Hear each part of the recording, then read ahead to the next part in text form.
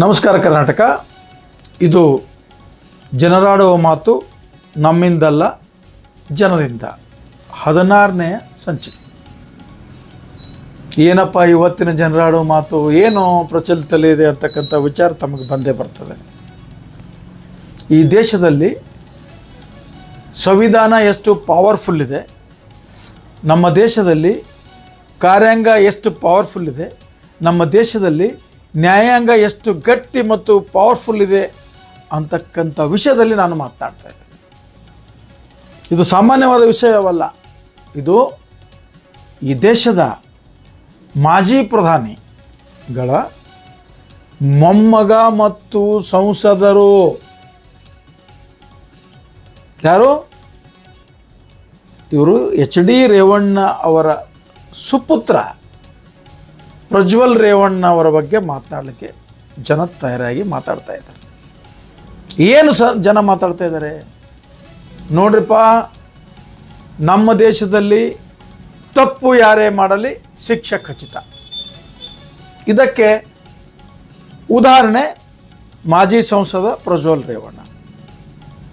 ಆದರೆ ಇನ್ನೊಂದು ಕಡೆ ಜನ ಏನು ಮಾತಾಡ್ತಾ ಇದ್ದಾರೆ, ಅಂಥ ಒಂದು ದೊಡ್ಡ ಮನೆತನ, ಕೊಡುಗೈ ದಾನಿಗಳು, ಸಾಕಷ್ಟು ಸಾರಿ ಕರ್ನಾಟಕದಲ್ಲಿ ಸರ್ಕಾರವನ್ನು ನಡೆಸಿದವರು, ಭಾರತದ ಅತ್ಯುನ್ನತ ಹುದ್ದೆಯಾಗಿರ್ತಕ್ಕಂಥ ಪ್ರಧಾನಮಂತ್ರಿ ಹುದ್ದೆಯನ್ನು ಅಲಂಕರಿಸಿದಂಥ ಸನ್ಮಾನ್ಯ ದೇವೇಗೌಡರ ಕುಟುಂಬದಲ್ಲಿ ಇಂಥ ಅಸಹಜ ಘಟನೆ, ಅಸಹ್ಯ ಘಟನೆ, ಕೆಟ್ಟ ಘಟನೆ, ಹೆಣ್ಣಿಗೆ ಶೋಷಣೆ ಮಾಡಿರ್ತಕ್ಕಂಥ ಘಟನೆ ಆಗ್ತಾ ಇದೆ ಎಂದರೆ ಅಲ್ಲಿ ಏನಾದರೂ ತಪ್ಪಿಂದ ಪಾಪ ತುಂಬಿದ್ದರಿಂದಲೇ ಈ ಘಟನೆ ಆಗಿದೆ ಅಂತಕ್ಕಂಥ ಮಾತು ಕೂಡ ಜನರು ಮಾತಾಡ್ತಾ ಇದ್ದಾರೆ. ಇದು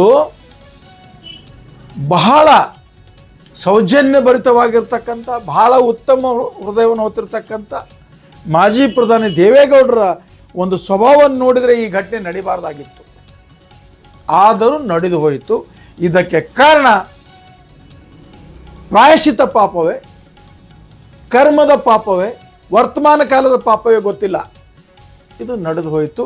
ಇದು ಇತಿಹಾಸದಲ್ಲೇ ದೇವೇಗೌಡರ ಮನೆತನಕ್ಕೆ ಕಪ್ಪು ಚುಕ್ಕೆ. ಯಾಕಂದರೆ ಇವತ್ತು ಜನಪ್ರತಿನಿಧಿಗಳ ನ್ಯಾಯಾಲಯ ಮಾಜಿ ಸಂಸದ ಪ್ರಜ್ವಲ್ ರೇವಣ್ಣ ಅವರಿಗೆ ಜೀವಾವಧಿ ಶಿಕ್ಷೆ ಕೊಟ್ಟು ಮತ್ತು ದಂಡ ಹಾಕಿತು. ಇಲ್ಲಿವರೆಗೂ ಸುದ್ದಿವಾಹಿನಿಗಳು ಆರೋಪಿತರು ಅದನ್ನೇ ಪಟ್ಟಣ ಮಾಡ್ತಾ ಬಂದರು.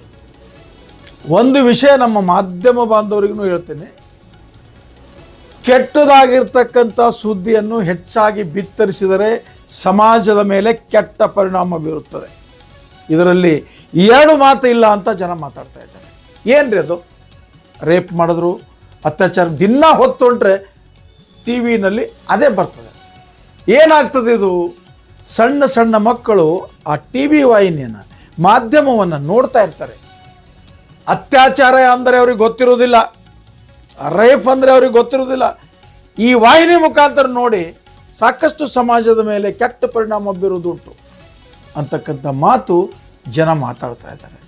ಮಾಧ್ಯಮಗಳು ಸಾಕಷ್ಟು ಒಳ್ಳೆಯ ಸುದ್ದಿಗಳನ್ನು, ಸರ್ಕಾರದ ಸೌಲಭ್ಯಗಳು ಸಿಗದೇ ಇದ್ದಲ್ಲಿ ಸಿಕ್ಕಲ್ಲಿ ಒಳ್ಳೆಯದು ಮತ್ತು ಕೆಟ್ಟ ಸುದ್ದಿ ಅಂದರೆ ಸಮಾಜ ತಿದ್ದುವಲ್ಲಿ ರೇಪಿಸ್ಟ್ಗಳ ಬಗ್ಗೆ, ಮರ್ಡರಿಸ್ಟ್ಗಳ ಬಗ್ಗೆ ಹೆಚ್ಚಿನ ಸುದ್ದಿ ವಾಹಿನಿಗಳು ಮಾಡಿದರೆ ಇದು ಒಂದು ಸಮಾಜಕ್ಕೆ ಕೆಟ್ಟ ಸಂದೇಶ ಹೋಗ್ತದೆ ಅಂತಕ್ಕಂಥ ಮಾತು ಜನರು ಮಾತಾಡ್ತಾ ಇದ್ದಾರೆ. ಆದ್ದರಿಂದ ದೇವೇಗೌಡರ ಮನೆತನದಲ್ಲಿ ನಡಿಬಾರ್ದಾಗಿತ್ತು, ನಡೆಯಿತು, ಶಿಕ್ಷೆನೂ ಆಗೋಯ್ತು. ಮುಂದಿನ ಕೋರ್ಟ್ನಲ್ಲಿ ಅವ್ರಿಗೆ ಏನಾಗ್ತದೋ ಏನು ಬಿಡ್ತದೋ ಗೊತ್ತಿಲ್ಲ. ಯಾಕಂದರೆ ನ್ಯಾಯಾಲಯಗಳು ಇನ್ನೂ ಉಚ್ಚ ನ್ಯಾಯಾಲಯ, ಸರ್ವೋಚ್ಚ ನ್ಯಾಯಾಲಯ ಅಂತಾರೆ ಇದೆ, ಏನಾಗ್ತದೋ ಗೊತ್ತಿಲ್ಲ. ಬಟ್ ಈ ಸದ್ಯದ ಮಟ್ಟಿಗೆ ಶಿಕ್ಷೆ ಆಯ್ತಲ್ಲ, ಆದ್ದರಿಂದ ಈ ಶಿಕ್ಷೆ ಏನು ಪ್ರಕಟ ಆಗಿದೆ, ಸಾಕಷ್ಟು ಕಿಡಿಗೇಡಿಗಳಿಗೆ ಭಯ ಹುಟ್ಟಿದೆ. ಎಷ್ಟು ದುಡ್ಡಿದ್ದರೇನೋ, ಎಷ್ಟು ಅಧಿಕಾರ ಇದ್ದರೇನೋ, ಎಷ್ಟು ಸದೃಢ ಇದ್ದರೂ ಕೂಡ ಭಾರತದಲ್ಲಿ ನ್ಯಾಯಾಲಯಕ್ಕೆ ಶಕ್ತಿ ಭಾಳಿದೆ, ಕಠಿಣ ಶಿಕ್ಷೆ ಕೊಡ್ತದೆ ನ್ಯಾಯಾಲಯ ಅಂತಕ್ಕಂಥ ಮಾತು ಜನ ಮಾತನಾಡ್ತಾ ಇದ್ದಾರೆ.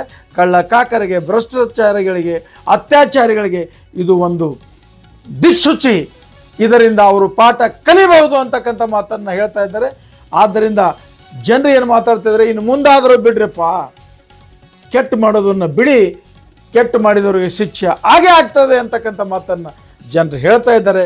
ಇದು ಒಂದು ಒಳ್ಳೆಯ ಒಂದು ಸಂದೇಶ ಆಗಿದೆ. ನ್ಯಾಯಾಲಯದ ಈ ಒಂದು ಶಿಕ್ಷೆ ಪ್ರಕಟ ಅಂತಕ್ಕಂಥ ಮಾತು ಜನರು ಮಾತಾಡ್ತಾ ಇದ್ದಾರೆ. ಇನ್ನು ಮುಂದೆ ನಮ್ಮ ರಾಜ್ಯದಲ್ಲಿ ದೇಶದಲ್ಲಿ ಇಂಥ ಘಟನೆ ನಡಿಬಾರ್ದು ಅಂತಕ್ಕಂಥ ಮಾತನ್ನು ಕೂಡ ಜನ ಹೇಳ್ತಾ ಇದ್ದಾರೆ. ಇದರೊಂದಿಗೆ ಈ ಒಂದು ನಮ್ಮ ಜನರಾಡುವ ಮಾತು ನಮ್ಮಿಂದಲ್ಲ ಜನರಿಂದ ಅಂತಕ್ಕಂಥ 16ನೇ ಸಂಚಿಕೆಗೆ ವಿರಾಮ ಕೊಡುತ್ತೆ.